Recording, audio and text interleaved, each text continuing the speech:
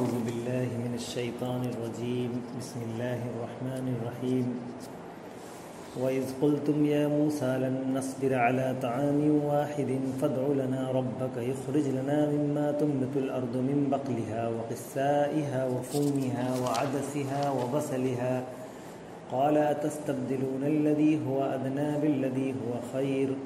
اهبطوا مصرا فإن لكم ما سألتم وضربت عليهم الذلة والمسكنة وباءوا بغضب من الله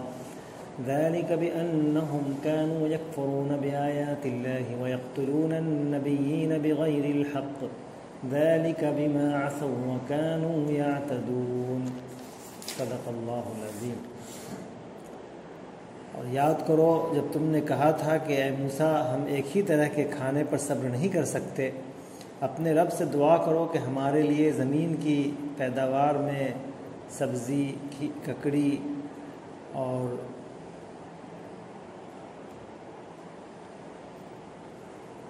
لہسن، دال اور پیاز نکالے۔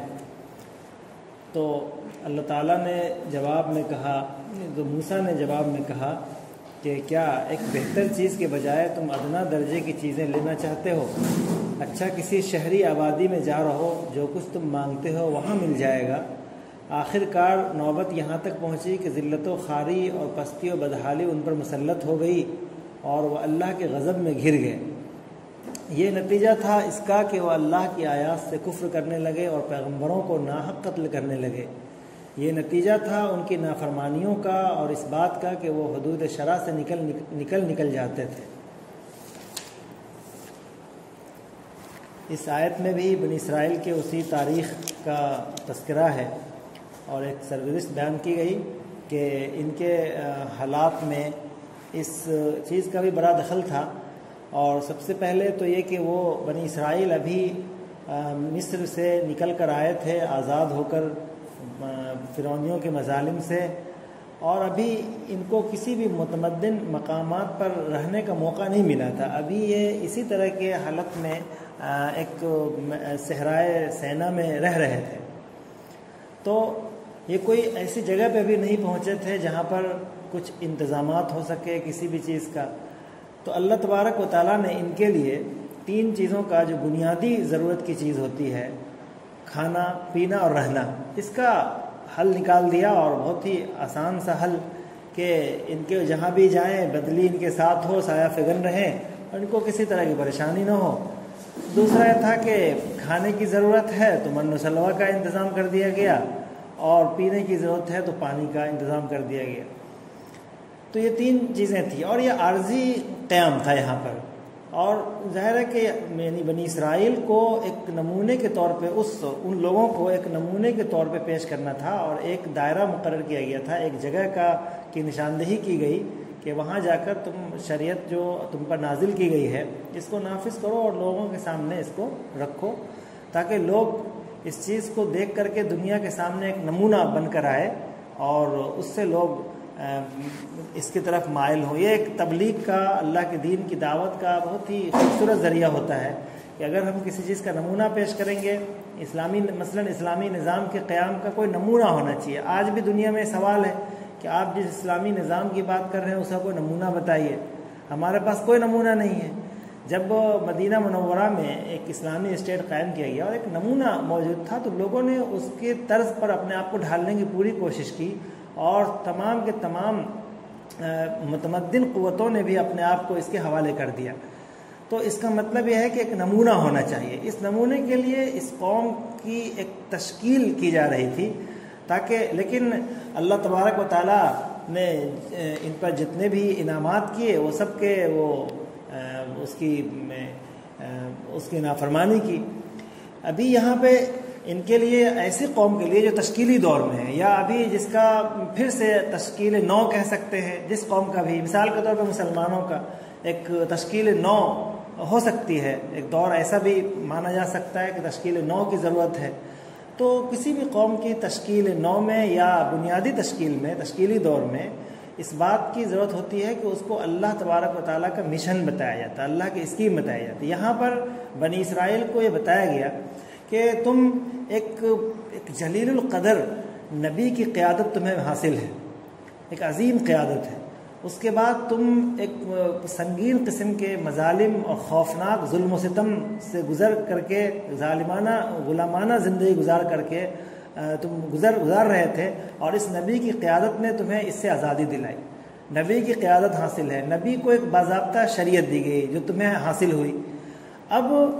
تمہیں اس دور میں کسی خارجی چیزوں کی طرف توجہ نہیں کرنا ہے، ان چیزوں کی طرف کہ جو تمہارے اس تشکیلی دور یا اس تشکیل نو کے لیے نقصان دہ ہو، اور وہ ہے دنیا کا تعیش، دنیا کی چیزوں کی طرف مگن، اپنی شہوات اپنی خواہشات کو آگے لے آنا، مقدم لے آنا، جو چیز حاصل ہے اسی پر بس کر کے ایک ایسے مجاہد فی سبیل اللہ کے لیے اس کی ضرورت نہیں ہوتی کہ اس کے لیے پرتعیش کھانے کا انتظام ہے کہ نہیں ہے، اس کے لیے طرح طرح کی پسندیدہ چیزیں موجود ہیں کہ نہیں ہے، یہ اصل بنیاد نہیں ہوتی۔ بنیاد یہ ہے کہ اس کے پاس اچھی قیادت ہے کہ نہیں ہے، بنیاد یہ ہے کہ اس کے پاس ہمت و جرت ہے کہ نہیں ہے، اس کے پاس کوئی شریعت کوئی موجود ہے کہ نہیں، کس کی روشنی میں وہ اپنی تشکیل کریں گے، یہ ہے بنیاد، یہ ہے کسی کا مشن۔ اب یہ چیزیں کسی کو حاصل ہو تو اس کا بنیادی مشن اور اللہ تبارک و تعالیٰ کا اسکیم یہ ہے کہ دنیا میں اللہ کی نازل کردہ شریعت نافذ ہو، جو بھی شریعت اللہ نے نازل کی اس کا بنیادی تقاضا یہی تھا، ان کو یہ ذمہ داری دی گئی۔ لیکن انہوں نے جو اللہ تبارک و تعالیٰ نے جو ان کے لیے بنیادی چیز جو ضرورت ہو سکتی ہے ایک مجاہد کے لیے، ایک تشکیلی دور میں گزرنے والی قوم کے لیے، تشکیل نو کے ذمہ دار قوم کے لیے، یا شریعت کو نمونہ بنانے والی ذمہ دار قوم کے لیے جو چیز ہو سکتی ہے وہ ان کے پاس اویلیبل تھی، موجود تھی، اور وہ اس کے ذریعے سے وہ کر سکتے تھے، اور اپنے اس دور کو ختم کر کے وہ کسی متمدن شہر میں علاقے میں داخل ہوتے اور اس کو حاصل کرتے، اور پھر ان کو وہ تمام چیزیں میسر ہوتی جو شہروں میں جو حاصل ہوتی ہیں، جو کسانوں کے ذریعے، کسانی کے ذریعے، کھیتی کے ذریعے جو چیزیں ملتی ہیں وہ سب ان کو مل جاتی۔ لیکن ابھی چونکہ یہ دور ان کا ایک گویا کے میدان جنگ کا دور تھا، ایک وہ دور تھا کہ یہاں پر جو کچھ بھی حاصل ہو، مجاہد کے گھوڑے کی اس میں سامان میں جو کچھ بھی کھانے کا چیز ہو، چاہے ایک کھجور کی گٹلی ہی چوسنا پڑ جائے تو وہ کافی ہے، اس پر اکتفا کیا جاتا ہے ایسے دور میں، نہ کہ اس دور میں بھی ان تعیشات کو تلاش کیا جاتا ہے کہ جس کے ذریعے انسان اپنی ہر طرح کی خواہشات کی تکمیل کرے۔ انہوں نے ایسا کیا کہ وہ جو اللہ تبارک و تعالیٰ نے ان کے لیے من و سلوہ کا انتظام کیا تھا کھانے کے لیے، اس پر کہا کہ ہم کو یہ کافی نہیں ہے اور ہمیں یہ چیز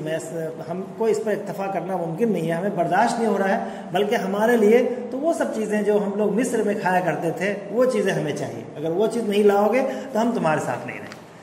ظاہر ہے کہ یہ ایک بہت ہی عجیب و غریب سوال تھا، انہوں نے اللہ کی مشن کو گویا سمجھا نہیں تھا، اللہ کے نصب العین کو جو اللہ تعالیٰ نے ان پر عائد کیا تھا، اللہ کے اسکیم کو انہوں نے سمجھا نہیں تھا، وہ ان چیزوں کی قدر نہیں کی تھی کہ ایک جلیل القدر قیادت ان کو حاصل ہے، ایک بہترین نمونہ اور کتاب ان کو میسر ہے، ایسی کتاب جو اللہ تبارک و تعالیٰ نے جس کے ذریعے سے بلندی رکھی ہے اور جس کے بارے میں کہا گیا کہ اگر تم اس کو نافذ کر لو گے تو تم صرف زمین و آسمان کی برکتوں کے دہانے تمہارے اوپر کھول دیے جائیں گے، یہ وعدہ تمام کتابوں میں کیا گیا۔ قرآن مجید نے اس کا حوالہ دیا ہے کہ اگر وَلَوْ أَنَّهُمْ أَقَامُوا التَّوْرَاةَ وَالْإِنْجِيلَ لَأَكَلُوا مِنْ فَوْقِهِمْ وَمِنْ تَحْتِ أَرْجُلِهِمْ، یا اس طرح کے الفاظ، تو وہ ہر طرف سے ان کو چیزیں میسر ہوتی ہیں اگر وہ اس نصب العین کو وہ نافذ کر لیتے، وہ اس شریعت کو وہ نافذ کر لیتے۔ لیکن ان سے کہا گیا کہ کیا تم ایسی اس سے کمتر چیز کے بدلے میں کمتر چیزوں کا مطالبہ کر رہے ہو جبکہ تمہیں ایک چیز حاصل ہی ہے؟ کمتر چیز اس معنی میں کمتر چیز ہے، اور یعنی یہ چیزیں جو عام طور پہ کھائی جاتی ہے وہ چیزیں کمتر ہیں من و سلوہ کے مقابلے میں، اس لیے کہ ابھی تمہارا مشن ایسا نہیں ہے، ابھی تمہارا دور تشکیلی دور ہے، ابھی مجاہدین کے لیے اور جن پر ایک شریعت کا نفاذ جن کی ذمہ داری ہو، اللہ تبارک و تعالیٰ کا اسکیم کا نفاذ جس کی ذمہ داری، اس کے لیے یہ چیزیں بہتر نہیں ہوتی۔ اگر تم ان سب چیزوں کے کھانے میں لگ جاؤ گے، تمہارے اوقات اس میں چل لگیں گے، اس کو تم اگانے پڑیں گے، اس کو کسانی کرنی پڑے گی، اس میں پورا ایک بہت بڑا حصہ تمہاری طاقت کا اور افرادی قوت تمہاری بہت زیادہ اس میں صرف ہوگی۔ تمہارا کام ابھی یہ نہیں ہے، ابھی تو تمہارا کام یہ ہے کہ اس مشن کو لے کر چلنا ہے، اور ابھی اپنے آپ کو زراعت میں، تجارت میں اور ان سب چیزوں میں نہیں پھنسانا ہے، بلکہ ابھی تمہیں اللہ تبارک و تعالیٰ کی شریعت کو غالب کرنے کے لیے میدان میں آنا ہے۔ اس لیے اس معنی میں بہتر ہے. اس معنی میں بہتر نہیں، ایک ظاہر سی بات ہے ایک طرح کا کھانا انسان کی نفسیات کے مطابق نہیں ہے. انسان ہرگز نہیں چاہے گا کہ وہ ایک چیز پہ روزانہ اس کو ایک چیز میسر ہو، لیکن مقصد مشن کی وجہ سے وہ چیز زیادہ بہتر ہے. اس لیے کہ اس کا نتیجہ کتنا خوبصورت نکلنے والا تھا کہ اگر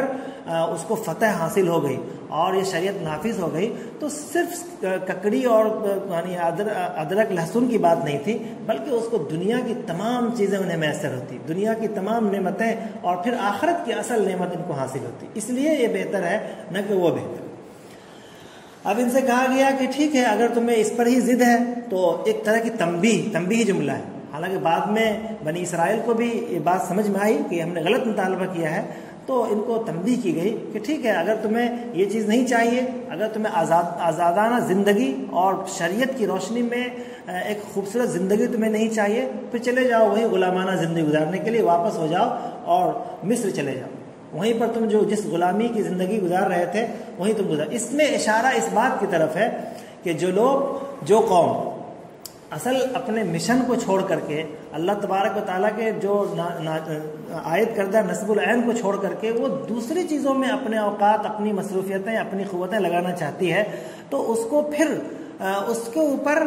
غلامانہ زندگی مسلط کر دی جاتی. یہ اس کی طرف لطیف اشارہ کیا گیا. اہبطوا مصرا، یعنی اسی مصر میں جانے کو کہا گیا ہے. بعض لوگوں نے اس کا معنی لیا ہے مصر سے مراد کوئی بھی شہر، متمدن علاقے کو بھی مصر کہا جاتا ہے. تو گویا کہ یہ تنبیہ نہیں ہے، یہ ایک سمجھانا ہے کہ ارے جب تم قابض ہو جاؤ گے، جب تم کسی شہر میں باضابطہ داخل ہو جاؤ گے، جب تمہیں کسی متمدن علاقے میں تمہارا کنٹرول ہوگا، اس وقت تمہیں سب کچھ ملے گا. فإن لکم ما سألتم، جو کچھ بھی تم چاہ رہے ہو سب ملے گا وہاں پر. پہلے تو جو تمہارا مشن ہے اس کو تو حاصل کرو. پہلے جس شہر میں تمہیں داخل ہونے کے لیے، جس ارض مقدسہ میں داخل ہونے کے لیے تمہیں کہا جا رہا، اس میں داخل ہونے کی ہمت تو کرو. وَضُرِبَتْ عَلَيْهِمُ الذِّلَّةُ وَالْمَسْكَنَةُ. ظاہر ہے یہاں پر ایسا لگتا ہے کہ ان کو گویا سزا دی گئی ہے. یہ اگلا جملہ سزا کی طرف اشارہ ہے کہ ان کے اوپر ذلت اور محتاجی کو لازم کر دیا گیا اور اللہ تبارک و تعالیٰ کا غضب ان پر آ پڑا. تو یہ اس وجہ سے نہیں ہے کہ صرف ایک عمل کی وجہ سے، بلکہ اس طرح کے چھوٹے چھوٹے جرائم اور چھوٹی چھوٹی شرارتیں وہ کرتے کرتے اس قدر عادی ہو گئے تھے کرنے کے کہ پھر وہ بڑے جرائم کی طرف آ گئے تھے. آگے قرآن کے اس آگے کی آیت میں اشارہ کیا گیا کہ ان چھوٹے جرائم کی وجہ سے انہوں نے یہ کرنا شروع کر دیا کہ ذالک بأنہم کانوا یکفرون بآیات اللہ. یہ چھوٹے چھوٹے جرائم کا اس قدر عادی ہونے لگے کہ اس کے عادی ہونے سے وہ بڑے جرائم کی طرف چلے گئے، اور وہ ہے اللہ کی آیتوں کا کھلے عام انکار کرتے تھے. یہاں تک کہ انبیاء تک کے قتل کو بے دریغ قتل کر دیا کرتے تھے. بہت سارے انبیاء کو انہوں نے قتل کیا ہے بنی اسرائیل نے، کہ جب بھی ان کے یہاں کوئی نبی آئے اور ان کے جرائم پر، ان کے شرارتوں کو روکا، تو انہوں نے ان سے یہ کہا، پہلے تو یہ کہا کہ دیکھو ہم لوگ جس طرح کر رہے ہیں ہمیں کرنے دو، ہماری اصلاح کی کوشش نہ کرو، بلکہ تم دوسری قوم میں جاؤ اور وہاں اپنا دین پھیلاؤ اور ان پر قبضہ کر کے ہمارے حوالے کرو، ہم ان پر حکومت کریں گے. یہ ان نبی کو کہا کرتے تھے. تو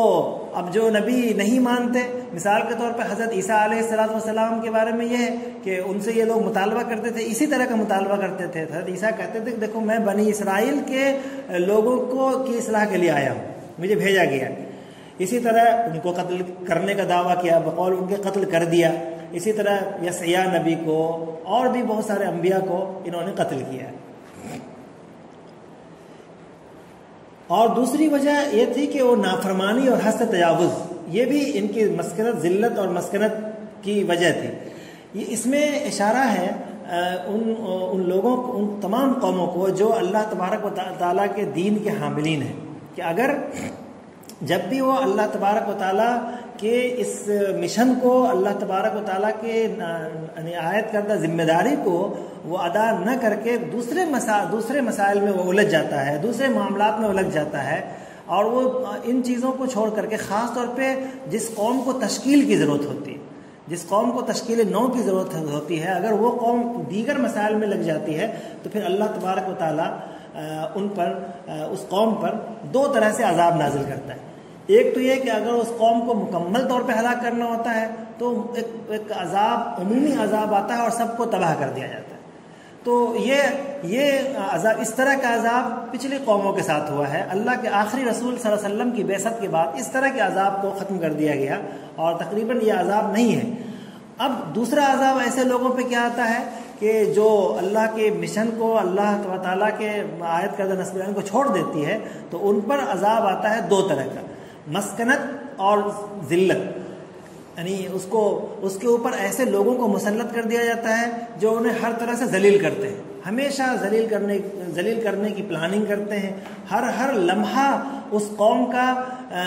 ایسا گزرتا ہے کہ وہ ہمیشہ اس قوم پر جو حاملین شریعت ہیں ان کے اوپر ظلم کرنے کے لیے اور ان کو ذلیل کرنے کی کوشش کرتے ہیں. پھر ان پر محتاجگی، یعنی گویا وہ مکمل طور پہ ان کے ہاتھوں میں چلے جاتے ہیں. ان کی پوری زندگی، ان کا پورا نظام، ان کا معاشی نظام، ان کے جینے اور مرنے کا پورا سسٹم وہ ان کے ہاتھ میں ہوتا ہے، دوسری قوموں کے ہاتھ میں چلا جاتا ہے، اور ظاہر ہے کہ ہمیشہ محتاجی کا شکار ہو جاتا ہے. اور پھر یہ ہمیشہ اس میں نیچے اترتے جاتے ہیں. ایسا نہیں ہے کہ یہ محتاجگی اور مسکنت چند ایام کے لیے ہوتی ہے، بلکہ یہ ذلت اور مسکنت ہمیشہ کے لیے ہوتی ہے. اللہ تعالیٰ کا غضب ہمیشہ رہتا ہے جب تک کہ وہ اس مشن کو پھر سے سمجھ نہ لے، جب تک کہ اللہ تبارک و تعالیٰ کی اس ذمہ داری کو، شریعت کے نافذ کرنے کی ذمہ داری کو جب تک وہ سمجھ نہ لے، مان نہ لے، اس کے لیے اپنے آپ کو تشکیل کرنے کے لیے بڑھنے نہ لگے، تب تک پھر وہ سلسلہ چلتا رہتا ہے. اور باؤ بغضب من اللہ. تو یہ اللہ تبارک و تعالیٰ کی سنت رہی ہے دو طرح کے عذاب کی. ایک تو عمومی عذاب ہوتا ہے اور ایک یہ عذاب ہوتا ہے. قرآن مجید میں کئی جگہ پہ یہ بات کہی گئی کہ جو لوگ اللہ تبارک و تعالیٰ کی بعض آیتوں کو مانتے ہیں، بعض کو نہیں مانتے ہیں، یعنی جو ان کو ایسا لگتا ہے کہ ہم عمل کر سکتے ہیں بظاہر، تو ان کی تو خوب تلاش و جستجو میں لگے رہتے ہیں، ان کے بال کی کھال نکالنے میں لگے رہتے ہیں. اور جو وہ آیات ہوتی ہیں کہ جو ان کے اللہ تبارک و تعالیٰ کے نظام کی بات ہوتی ہے، جہاں پر اس ذمہ داری کی بات ہوتی ہے، جہاں اس ذمہ داری کی ترجمانی کی جاتی ہے، جہاں پر اللہ تبارک و تعالیٰ کا نظام نافذ کرنا ہوتا ہے، اس کے لیے اپنی جانیں لگانی پڑتی ہے، مالوں کی قربانی دینی پڑتی ہے، ان آیات کو وہ بہت آسانی سے ہلکے سے تلاوت کر کے نکل لیتے ہیں. تو ایسے قوم کے بارے میں کہا گیا کہ فما جزاء من يفعل ذلك منكم الا خزي في الحیات الدنیا. تو یہاں پر وہی ہے ذلہ اور مسکنت. ذلت اور مسکنت یا خزي في الحیات الدنیا جو ہوتی ہے وہ ان کے اوپر دشمنوں کو مسلط کر کے ہوتی ہے. وہ دشمن ان کو ہمیشہ ذلیل و خوار کرتے ہیں. اسی طرح بنی اسرائیل کے ساتھ یہ ہوا اور مصر کی زندگی میں وہ اسی طرح گزارتے رہے. وآخر دعوانا